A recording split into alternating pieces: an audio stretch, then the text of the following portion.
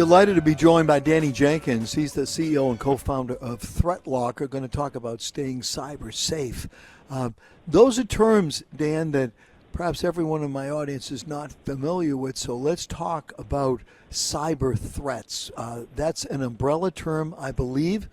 Tell us the extent of things that people need to be concerned about these days. How are you? Good evening and welcome to NightSide. Good evening, and thank you for inviting me this evening. So it really is quite expansive. When we think about how our lives have changed over the last 20 years, we've gone from barely using computers to everything involving computers. Our taxes, our jobs, our email, our communications, our banking is all online. And alongside that is cybercrime that's equally trying to get it. And this could be something as somebody's trying to phish and steal your credit card number, your social security number, steal your identity, right through to ransomware attacks that are affecting businesses and shutting down hospitals. Yeah, well, when you talk about ransomware, most of those are coming, as I understand it, from overseas, and particularly places like Eastern Europe and Russia. Am I wrong on that, or how far off? So most of the attacks end or are executed in the final stages in countries that have non-extradition treaties with the US and are less likely to prosecute, and Russia being a huge part of that.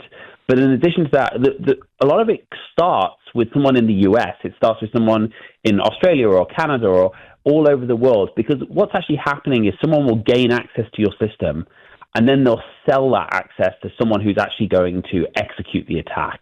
So there'll be organized gangs, essentially, that will organize payments, they'll have quotas, they'll try and get on systems, they'll figure out how much money, they'll look at your insurance, how much you have in your bank.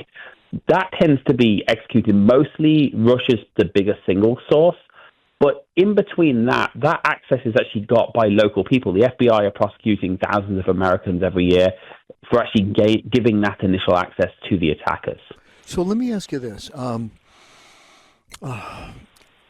any of these hackers, particularly dealing with ransomware, can you trust them? Meaning, if they ask some company or some hospital or some city department, we want X, and we'll never come back and bother you again.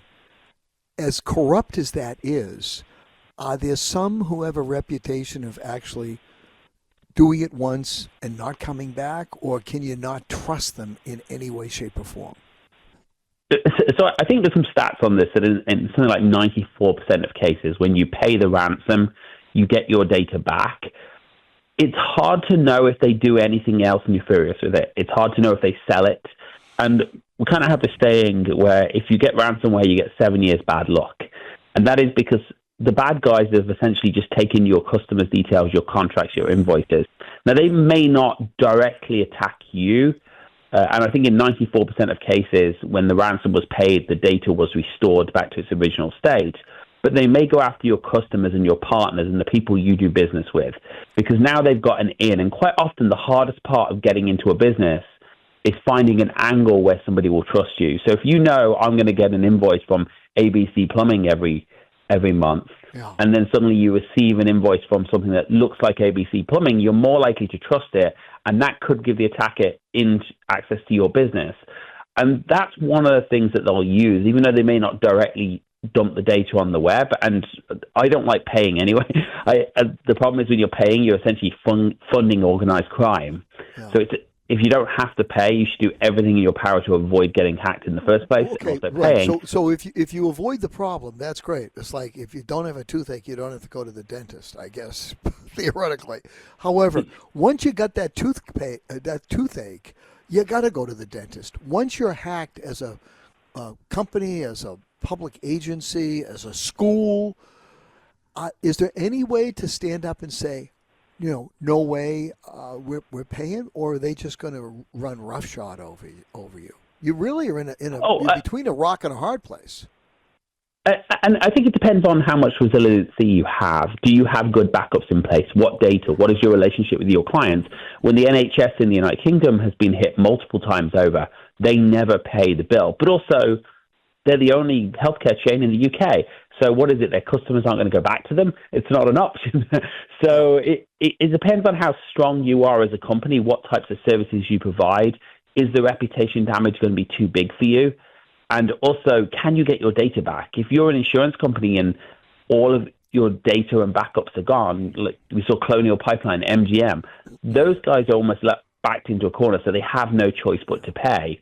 And then it often costs, even after the insurance payouts, millions or hundreds of millions of dollars in recovery. Well, look, this is fascinating.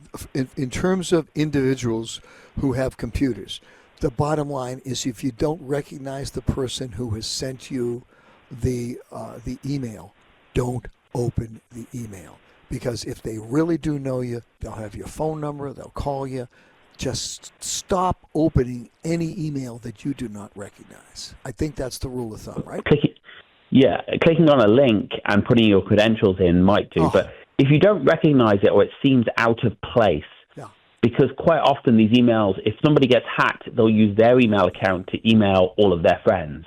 So if it seems out of place, if someone's asking you to wire an amount of money, send your driving license, even if it's from your best friend, just say, why would they do that? Let me pick up the phone and call them. You betcha. You betcha. Danny Jenkins, this was great. I'd love to have you back and talk more about it. Maybe come on some night and do a longer presentation and incorporate telephone for some of my listeners, okay? Okay, well, thank you very much. Thank you, Dan Jenkins. And how can folks get in touch with you? What's your website one more time? Yeah. Go to ThreatLocker.com, and on the website we have a whole bunch of tips of security. But also, if you're a business, you're an IT professional, I think we're in Boston next week, and you can find details about that, where we're going to host an event in an evening, and we're going to do some training for business IT. All right. ThreatLocker.com. Dan Jenkins, I appreciate it. Thank you very much.